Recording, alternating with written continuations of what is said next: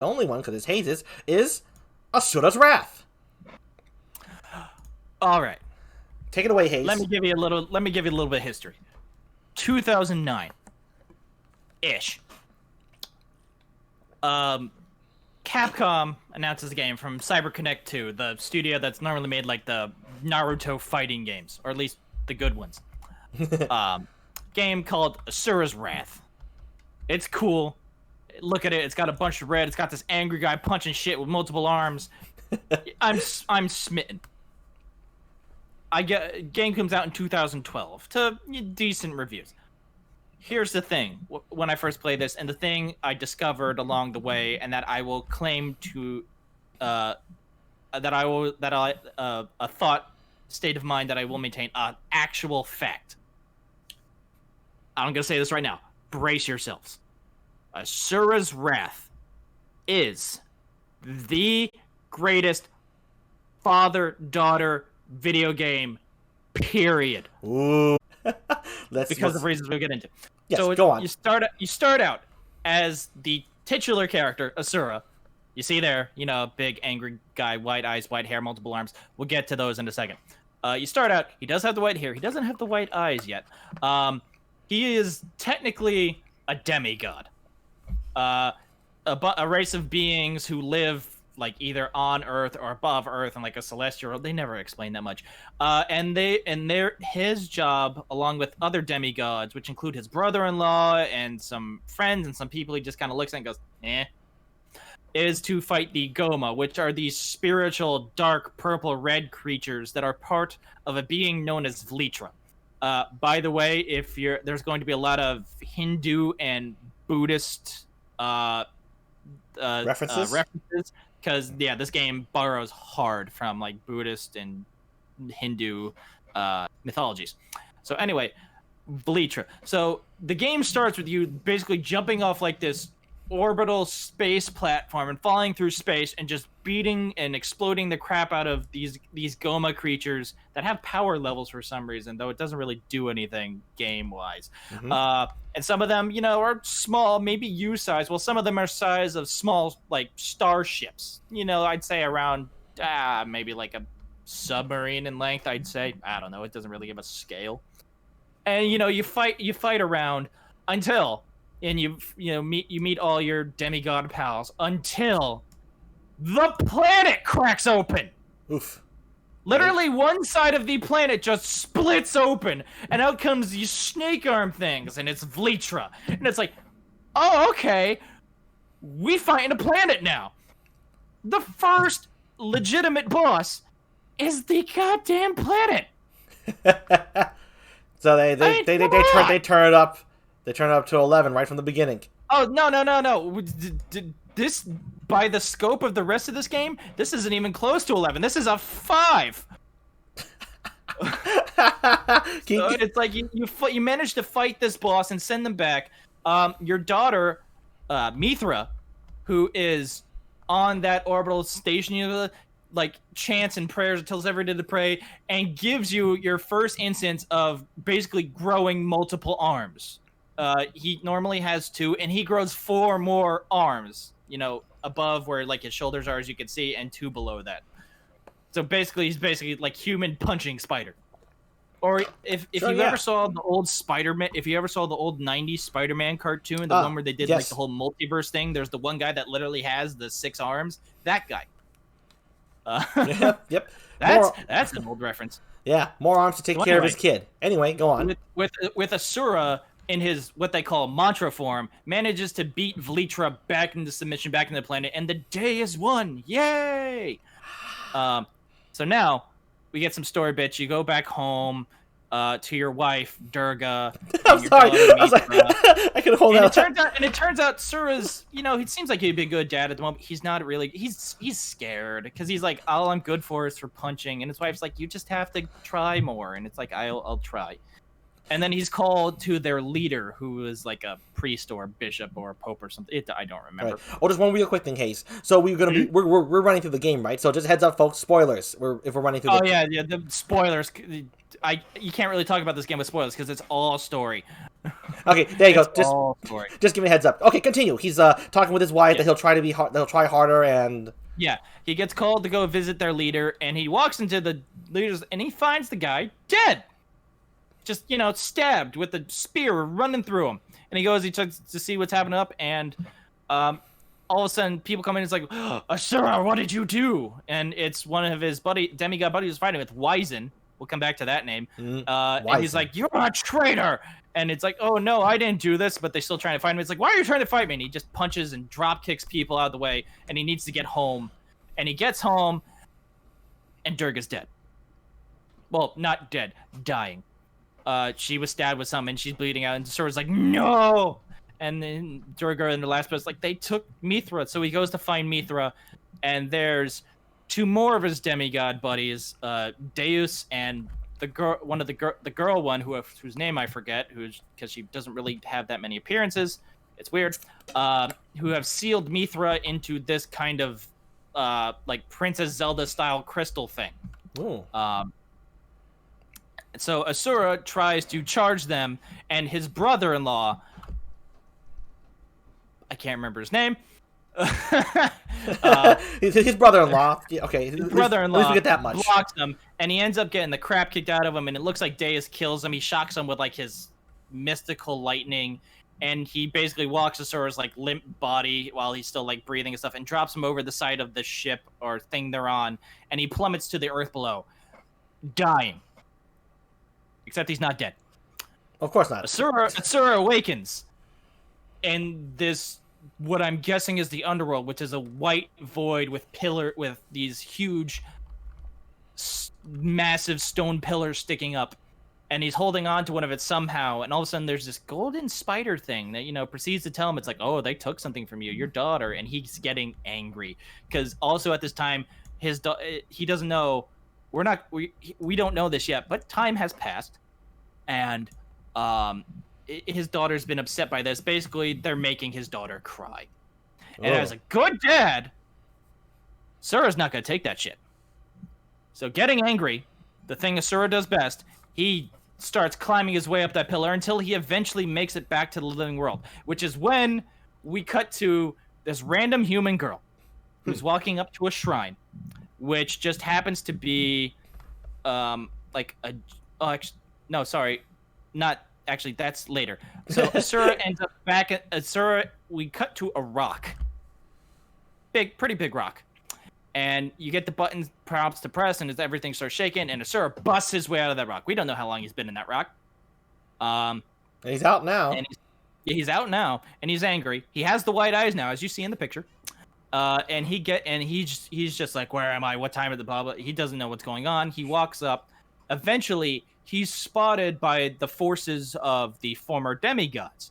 And then they see him, and they're like, oh, Asura the demon. Apparently, he's been nicknamed at some point.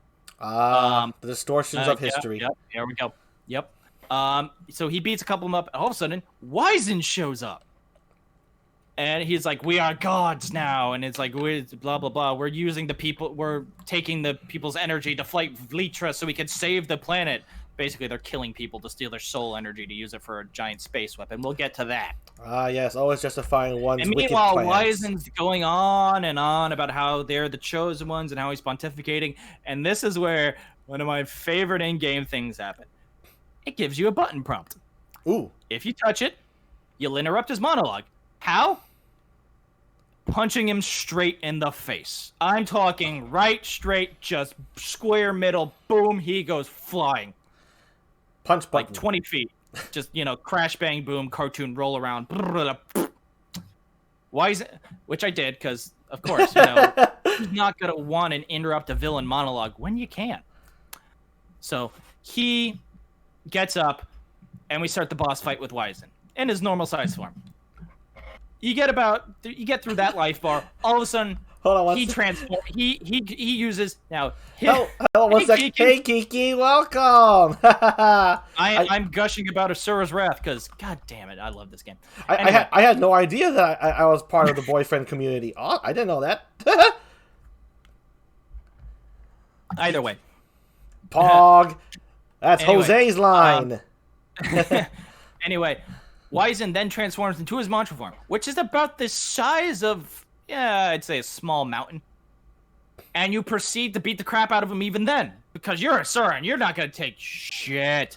And at some point, you grow more arms, and you just beat the crap out of him. You then go to punch him so hard, you basically kick off the earth so hard that you do one of those, like, you hit him in the stomach, and you keep going, and his stomach, like, stretches out his back until the point where it's like, the game's like, hit this button.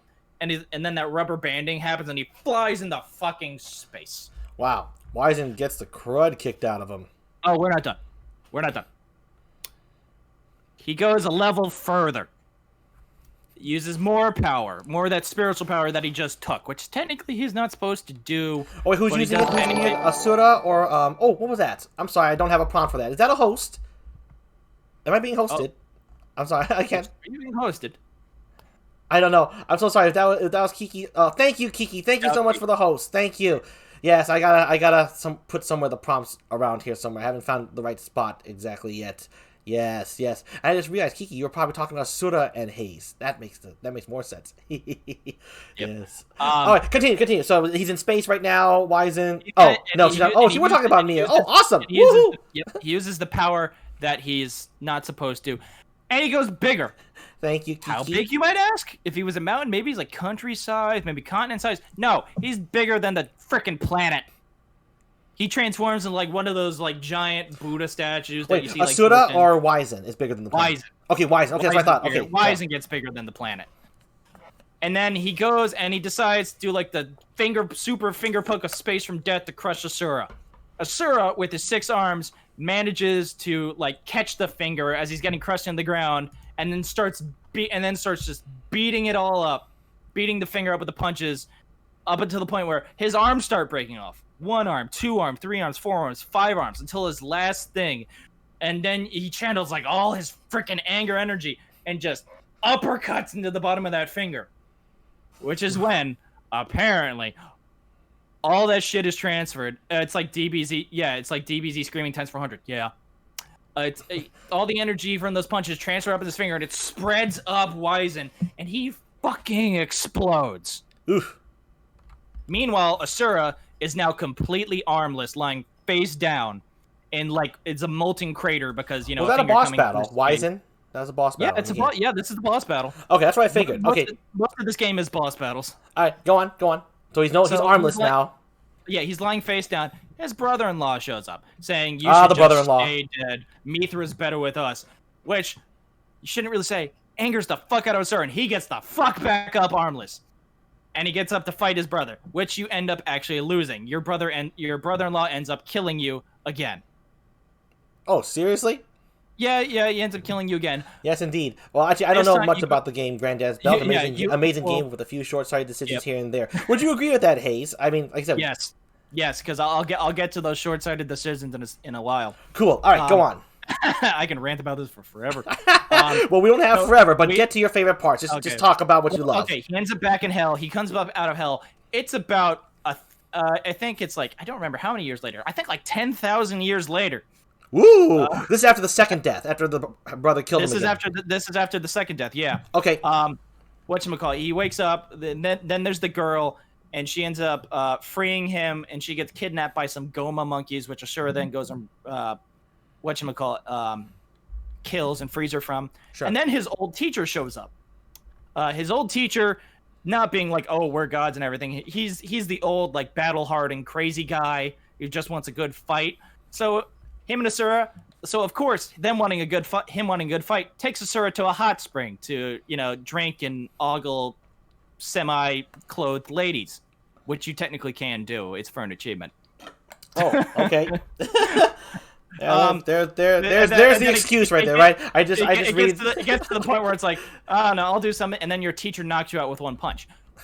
You wake up on the moon to fight your teacher, and one of the best music boss battles I have ever faced, because it uses Beethoven's Symphony No. 9 in E minor, to the point where you're fighting with your boss, who has one of those super extendo swords, like he can extend it to the point you chop off parts of the moon and you fight. It ends up to the point where he kind of nails you in the stomach with the blade, but you catch it.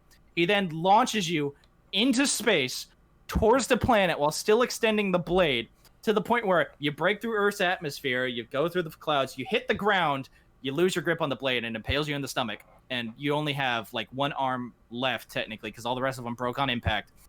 And your former trainer, your former buddy, teacher, guy, is just impaling you with the sword through much. The sword keeps going through the planet, pops out the other freaking side.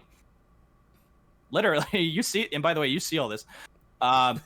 It gets to the point where he's like only a few feet from you, and you have your last arm. And again, with your crazy, super angry powers that just go beyond all reason, you punch the sword so hard it breaks that the rest of it goes through you, leaving you free to grab a shard with your teeth, stand like Jackie Chan, flip kick up to your feet, and slice open your mentor from stomach to shoulder, killing him. So did the mentor go bad or something, or was that like just a training session or something? You know, like one of those advanced teacher overcome. No, he was just one of those battle crazy guys. That's like, I want a good death. Okay, gotcha. Yeah, like that. So now you're there. Your arms, whatchamacallit, you have no arms. You have this blade in your thing. The girl that you helped like comes up to you, and there's this giant demon tortoise on the horizon. Demon tortoise. Yeah, giant demon tortoise. It's a Goma thing. Okay. You with your no arms and your blade in your teeth, charge at it. You eventually end up killing it. I'll start skipping shit from here because we're gonna be here all day. You end up at a part where the demigods the gods now start taking you seriously, and they shoot ship lasers at you. The girl, still being near you and follow you, accidentally dies. This turns you into literal super rage thing. Like your anger is so hot, it's literally burning you. You turn into a like black skin, and you start losing all rationality. Okay. It's at this point you play as your brother-in-law, who has to beat the sense out of you to try and knock some reason to you to remember what you're fighting for. You play as the brother-in-law? Yeah, for like a couple boss fights. Okay, go on. And it's like you manage to knock some sense back into Asura, and you go, and it's like you're like, man, how is he so strong? There's something we've been missing. We've been doing this for thousands of years, and we haven't even been able to crack this strength. So you go to Deus, who's now assumed like super emperor god control, and he's kicking your ass. And then Asura shows back up, and both of you manage to beat the crap out of him. So this time Asura's now a boss fight. Well, he was a boss fight. Well, no, Asura shows back up. You get control back of Asura, and you beat Deus. Oh, beat Deus, right. I missed the name. I thought when you were saying Deus, like a Deus Ex Machina moment happened in the plot. That was my mistake. I mean, no, technically there is a lot of Deus Ex Machina, because every time Asura's arm breaks, it reveals that he's like part machine inside, so he's technically a literal Deus Ex Machina. Right. Okay, no, I don't mind that. I got confused. Okay, so Deus is someone you fight, and it happens right now. Yeah. You beat him, your daughter is freed. Ooh, she's still alive. Yeah, oh yeah, she's been alive this whole time. Oh, okay. I mean, she's technically a demigod too. Oh, right. Okay, keep going. The planet cracks open again. Vleetra is back, noting the destruction that's going on, and the gods are weak and all that stuff. Except now, Mithra grants you and your brother-in-law like more heavenly power, and you charge at the planet again. This time, you go into the planet. You fight U-sized manifestation of Vleetra. And like both you and your brother-in-law kick its ass, and in like one cool ass like dramatic scene, you're both standing there like energy radiating from your fists as you're both holding it towards him, and he's being blown away. It's like, you're not needed in this world no more, and he just gone. Vleetra is poofed. Okay, wasn't Vleetra the first boss, right? Yeah, except you didn't kill him that time. You just kind of knocked him back into. You kind of just made him dormant. He wasn't dead. Okay. They were working on a way to kill him. Gotcha. All right, then now you got rid of him though. For this was his final fight right here. Yeah, you kill him. You go back up to the thing. The girl, God, the one that was like, turns out she was like in love with Deus. She's like, oh, he's so strong and such a good leader. I'm just like secretly in love with him, sort of thing. Not really. I'm paraphrasing. Mm-hmm. Is holding your daughter hostage.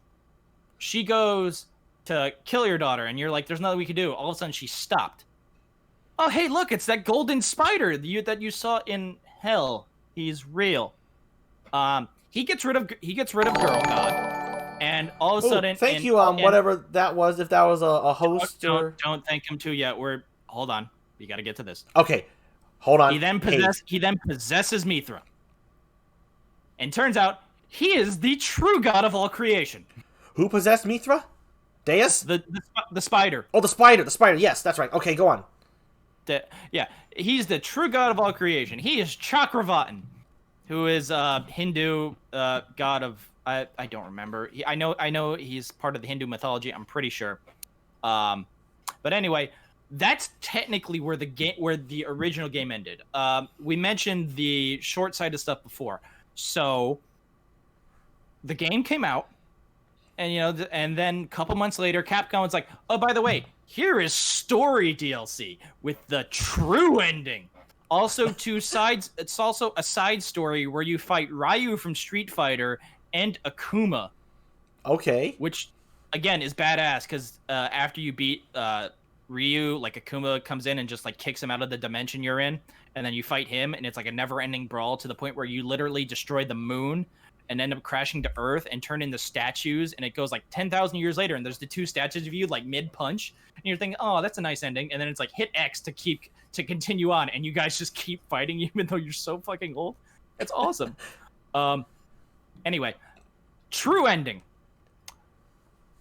Chakravartin reveals that, yes, he used Asura to be able to break Mithra 3 so he could take hold of her, Mithra free, so he could take hold of her and use his powers to fix all of creation. And also he'd get rid of Fleetra and stuff. Asura's still pissed because his daughter, he just freed his daughter. He was going to, like, stop being so fucking angry. And now this guy did this shit. Now it's going to get real. Brother-in-law is concerned because, oh shit, it's like real God. It's like, oh shit. Asura tries to fight him, but ends up getting thrown, tries to fight Chakravartin, but ends up getting thrown to the planet. His brother-in-law kind of follows and tries to tell him you can't fight against like fate and destiny and, true creation gods and all that stuff. They have one climactic fight and brother-in-law gets killed. Okay. And it's sad because he's like, I'm sorry I couldn't do more. I thought I was doing the right thing, but you've always been doing the right thing. And so with this, with the power of brotherhood and friendship and family, Asura goes back to face Chakravartin, and it takes several forms. It gets down to the point where it's like, it's this, again, a white void, and Chakravartin's this black beast that like Asura can't even manage to like dent even in like his most powerful form, which is Asura the Destructor. Except the part it's like his arms are broken off, but then it's like his fatherly anger comes back and he's like, no, I'm not dealing with this. You made my daughter upset. You made her cry because of all this. I am going to kick your shit in.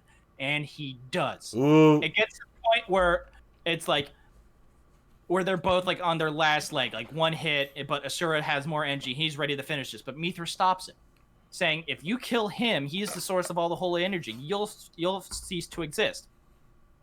Asura doesn't care. He charges past her, saying, but I may disappear, but you'll still live. I legitimately almost just teared up at that, because god damn it! And he takes out Chakravartin in one last straight right of all fury. Wow. Oh. And then Chakravartin. I'm not being sarcastic, by the way. I really do mean like, ooh. Yeah, Chakravartin is destroyed, and Asura gives his daughter a hug and some parting words before he just kind of poofs into fairy dust. Oh, and this was only DLC. This was DLC. This was the true ending. And then, we cut to years later, Mithra, like, telling the story to people and trying to lead, like humans, like legit humans, and trying to lead them on a better path and stuff like that. I was pissed at this because why would you hide this behind DLC, you monsters? This is when Capcom was going through that we don't know what we're doing with DLC phase. Oh. Cough, cough, Ultimate Marvel 3. But anyway, like I said before, Asura's Wrath is the best father-daughter game in existence. Why? First of all, Asura literally goes to hell and back, minimum of twice, to get to his daughter. He beats up everything. He goes through everything in his way. He literally fights God. Yes, he does. To go to the literal ends of the earth, to the literal ends of creation itself for his daughter, just because, not because like they did something wrong, like they pulled her hair, just because they made her cry for the simplest act a dad would fight for his kid for. True enough, but still. No, I love it that you're so passionate. I just like talk myself hoarse with that. I love the passion you have for the game, man. Truly. Also, in PAX, I think it was a PAX Prime in like 2009, 10, or something like that. They had the demo there with the first boss fight with Wizen, and they also had a screaming booth where if you screamed past a certain decibel level, you got entered into a raffle for a gift card. It took me 3 attempts, but I managed to do it. I had to do like this tiered Super Saiyan yell where it's like start at one level to get it as high as I usually got it, and then just push past that. But you got it. Shit. Yeah, that was fun as shit. Did you get like every achievement for this game as well? No, because I never actually got the DLC. I was actually so upset because I had turned the game in because I didn't have a super steady job at the time, and I didn't like have the money to like keep games. So it was a game I had like already traded in, and then like a month later, it's like DLC. I was like, motherfucker. I can understand that. Well, you know what? Thank you, Asura's Wrath, for giving Haze like the greatest father-daughter experience of all time, and for being a very remarkably like OP game from the sounds of it, and just for being awesome. So, folks, give it up for Asura's Wrath right here. Come on, haven't heard of it? Now you have, and in very passionate detail, I might add. The only problem is it has never been ported to anything else. It's still an Xbox 360 game.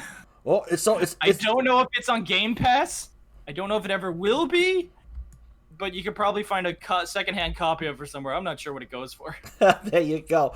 Well, okay, so you want this game, folks? Get a 360. All right. So that's well, I have a 360, luckily. So that's taken care of on my end already. So again, give it up again for Asura's Wrath. So. Thank you again, Asura's Wrath. Thank you, Haze. That was awesome. Dude, you really know this game. I love it when I can hear people know what they love and why they love it. So that was fantastic. And you could tell I was captivated and I was listening throughout the entire talk about that. So